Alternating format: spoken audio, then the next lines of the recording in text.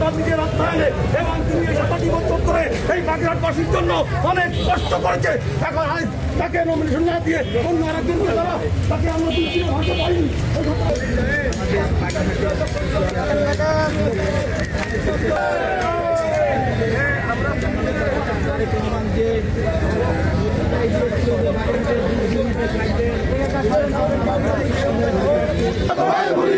আমরা তোমায় ভুলি নাই, রাজপথের সালাম ভাই। আমরা তোমায় ভুলি নাই, ত্যাগী নেতা সালাম ভাই। আমরা তোমায় ভুলি নাই, লেগেছে রে লেগেছে, রক্তে আগুন লেগেছে, লেগেছে রে লেগেছে, রক্তে আগুন লেগেছে, রাজপথের সালাম ভাই। আমরা তোমায় ভুলি নাই, ত্যাগী নেতা সালাম ভাই।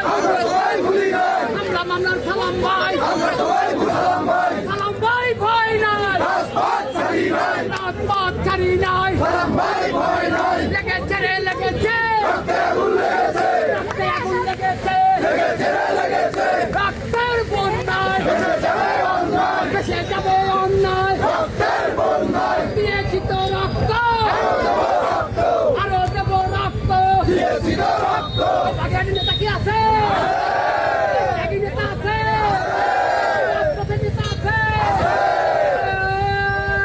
সেই নেতা যাচ্ছে ভালো।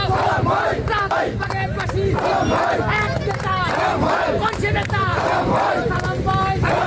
সামনে কারা, পিছে কারা? জেল জুলুম এবং স্বৈরাচার শেখ হাসিনা সরকারের পতনের নায়ক সালাম, ওনার বিকল্প কোনো কিছু হবে না, হতে দেব না ইনশাল্লাহ। এই প্রত্যাশা রাখে আমরা দীর্ঘ 17 বছর দুর্দিনে আমরা যাকে আমাদের সঙ্গে পেয়েছি, আমাদের সেই প্রিয় নেতা সালাম ভাই নমিনেশন বঞ্চিত হয়। আমরা আজকে বিক্ষোভে ফেটে পড়েছি। সমগ্র বাগেরহাটবাসী আজকে দুঃখিত, সবার মনে কষ্ট।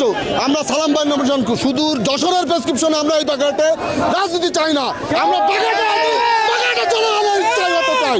আমাদের একটাই দাবি, আমরা আমাদের ভারপ্রাপ্ত চেয়ারম্যান তারেক রহমানকে জানাতে চাই, শহীদ জিয়ার আদর্শ, দেশনেত্রী বেগম জিয়ার আদর্শের আমরা শহীদ জিয়ার এই বিএনপি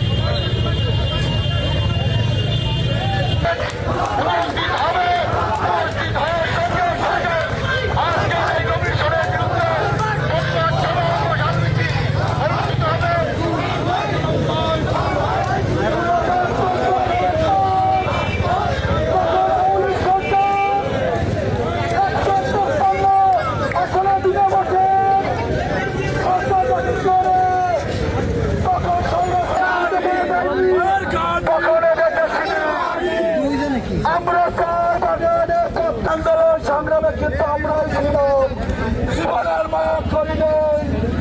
ওই আওয়ামী লীগের বাহিনীর সামনে, বন্দুকের সামনে আমরা কিন্তু সবসময় আন্দোলন সংগ্রামে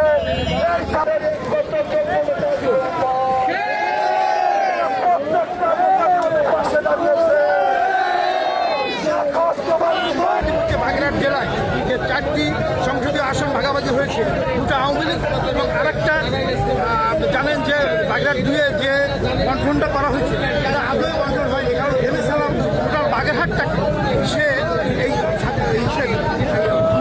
17 বছর ধরে সে যেভাবে এই বাগেরহাট জেলার বিএনপি আঁকড়ে রেখেছে, উনি একাধারে 16-17টা মামলা এবং উনি অনেক নির্যাতিত তারা রাখে বাগেরহাটে কীভাবে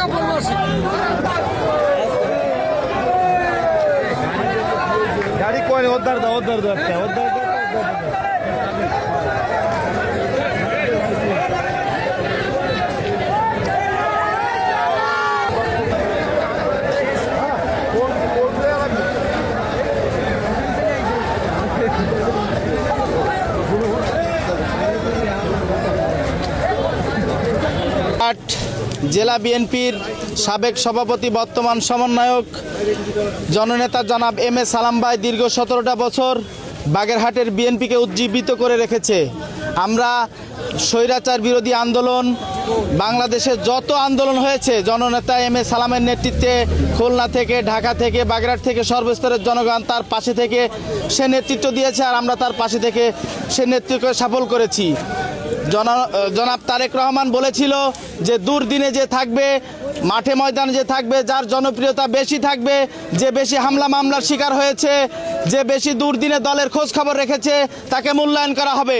আমরা ইতিমধ্যে দেখতে পাচ্ছি, কিছু একটা খবর শুনতে পাচ্ছি যে আমাদের বাগেরহাটের প্রিয় নেতা, গণমানুষের নেতা, যে দীর্ঘ 17টা বছর বাগেরহাট বিএনপিকে উজ্জীবিত করে রেখেছে, সকল আন্দোলন সংগ্রাম সেই পরিচালনা করে এসেছে, তাকে নাকি মূল্যায়ন করা হচ্ছে না।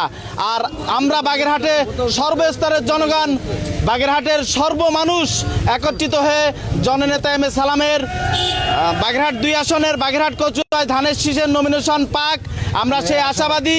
এবং জননেতা সালামের হাতকে যেন ধানের শীষ দিয়ে বাগেরহাটকে উন্নয়নের একটা অগ্রধারায় বয়ে আনতে পারে, বাগেরহাটের সর্বস্তরের জনগণ সেটা চাই। আমরা বাগেরহাট কচুয়াবাসী সবাই সেটাই চাই, যার কারণে আজকে আমরা বাগেরহাট জননেতা জনাব এম এ সালামের সফর হিসেবেই আমরা এখানে এসেছি।